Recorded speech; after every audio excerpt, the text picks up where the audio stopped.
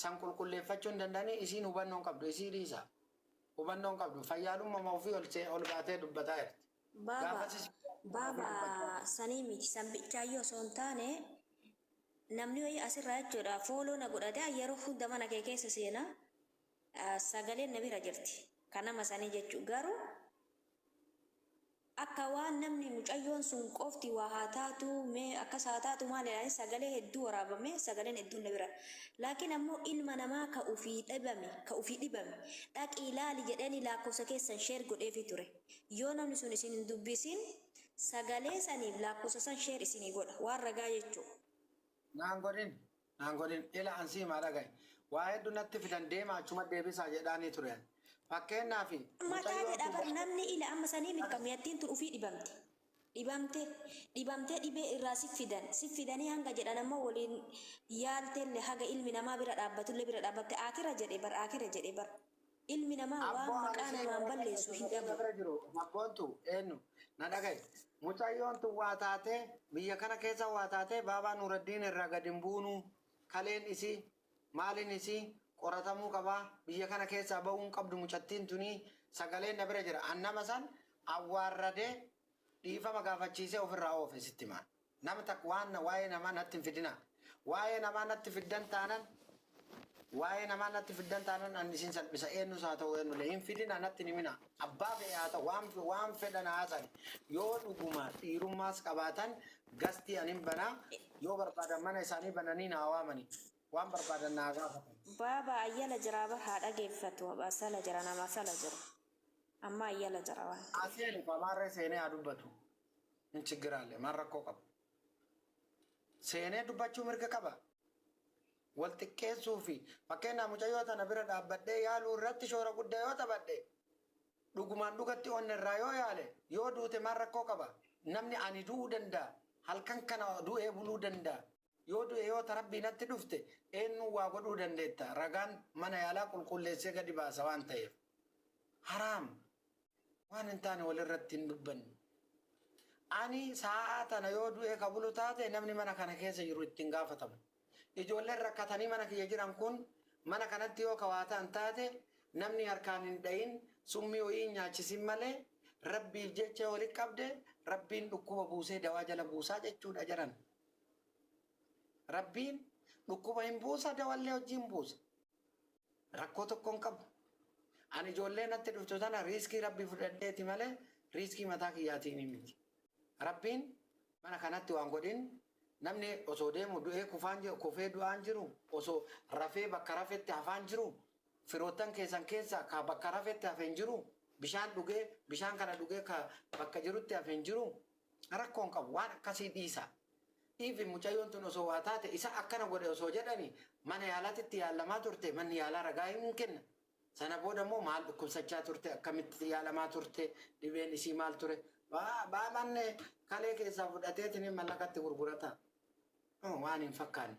Namni ajendaa naari naarraa kanas dhiisa. Ani naaru ani maali aara wanni naarsu tokko hin jiru. Wallahi wallahi bakka dhiisi naari kalas bayirra.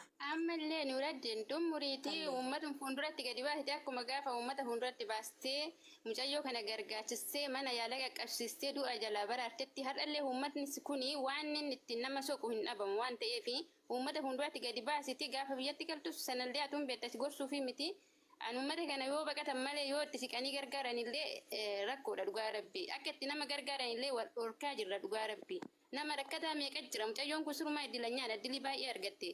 Eenyu obboleessi ofiituu mana hospitaala nama wajjin hin ciisu yeroo kana dhugaa rabbii. Inna ulfaata. Sagalee kana na waraabaa. Biyya kana keessatti namoonni hedduun nama gargaaraa turan. Rakkoon tokko hin jiru ture. Namni mucayyoon tun gargaaramtee mallaqni uummataa amaanaan akka kenname amaanaa san fuudhee namatti kenne garuu waan biyya kana keessatti godhamuu qabu waan biyyi kun nama godhu anarratti jalqabanii jechuudha seeraan argitee mallaqni biyya kana keessatti akkasii narratti eegalan I don't care about that rakkoo tokko hin qabu garuu eenyu waan kana jedhe qabatamaan maaliif jedhe maalirra dhaabbatee jedhe san itti dhufnee argina rakkoon tokko hin jiru. Rabbiif jecha nama wajjin hin dhaabannaa rabbiin wajji jira. Namni wajjin jiraachuu danda'a. Qindoomina qabaachuu danda'a. Qindoomina rabbiin oliitu caala. tarabbitu caala. Rabbiif jecha tarkaanfannu malee tanama haga qeensa xurii kottee jalaa tana waa nama godhuu hin danda'u. Har'as borus fakkeessinee waliin dhaabbachuurra dhugaa rabbiitiin waliin haa dhaabbannu.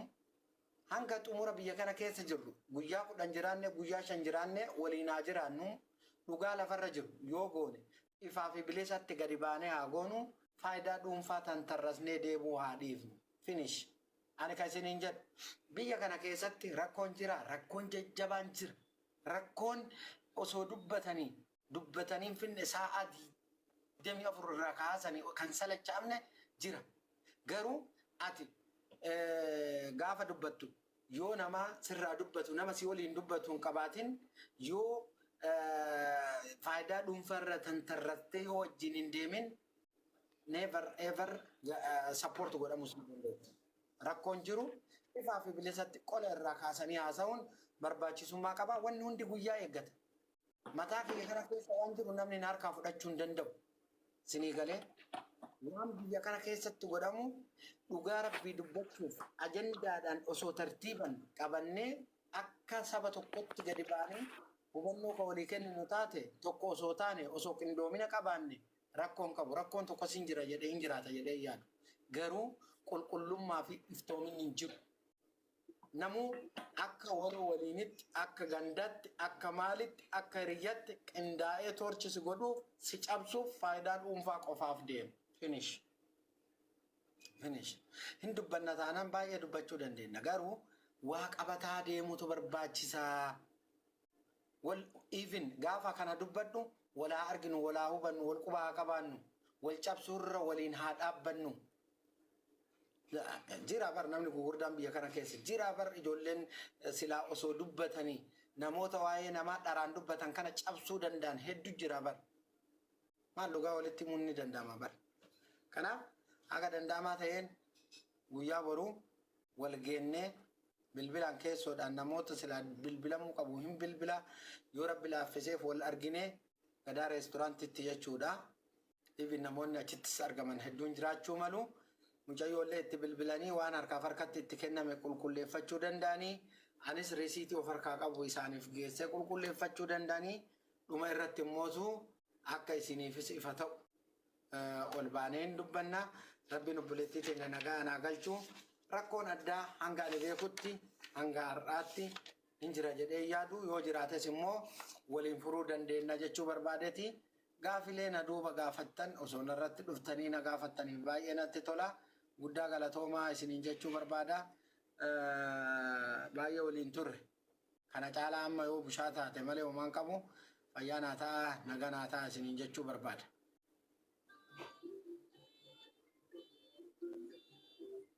Dubbachuu danda'amaa baay'ee tokko. Milkoo dubban. Nagaan isiniif haa baay'eetu duraan dursaa. Deefisaa baay'ee.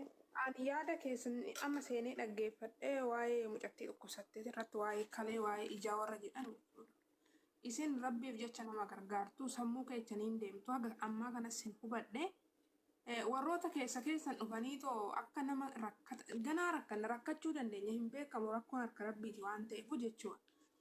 Akka naman gargaarre namarraa isin ittisani isin sammuu keessaniif bakka kennaa malee yaada keessaniif bakka kennaa malee warroota gastii banatanii mana maadaamii keessa ta'anii waa'ee kalee fi waa'ee luka namaa haasa'anii dhufanii isin haa gaafatan.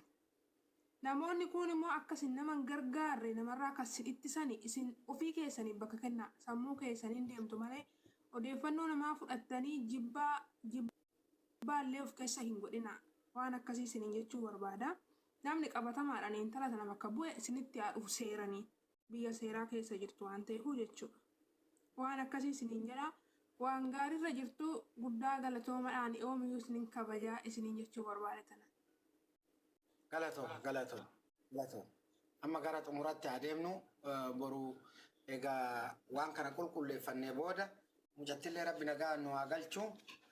Kanaaf walitti deebinaa gaafis yoo qabaattan qabadhaa. Anama haayilaayitti rabbiin walitti nu haa fidu ka gaafii qabus gaafii isaa ugguruun hin barbaachisu. Mirga isaati waan fedhe gaafachuun ofiifuu yoo waa tokko hin buufne akka ummataatti wanni ummataa kun yoo dhugaan wayii jiraatte gaafachuu mirga guutuu qaba. Ani akkasitti amana. Iftoomin annatti himuu ani hin fudhadha. An dhugaa isiniin jedha. Qulqullaan rabbi tokkochi. Ani qulqulluudha ofiin jechuu hin danda'u. Garuu waa walirraa qulqulleeffachaa haa deemnu. Kana walirraa barachaa deemuu qabna. Yeroo mara amma namoonni tokko ani ammatti Nuuraddiin gaariidha. Waan kanaan dura ani hin beeku siin jedha. Maaliif nama kan attaak godhaa jira namni kun. Yoo duraanis rakkoo qabaate rakkoo isaa itti himuudha. Waan kaleessaa mootuu yoo rakkoo qabaate waan kaleessaa haasa'uun hin barbaachisu. Waan kaleessaa ani hin beeku har'atti gaariidha. Kaleessan na beeka. Naayyuu hin beeku. Sinii galee waa baay'ee kaasanii. Salaamu alaikum. Halo.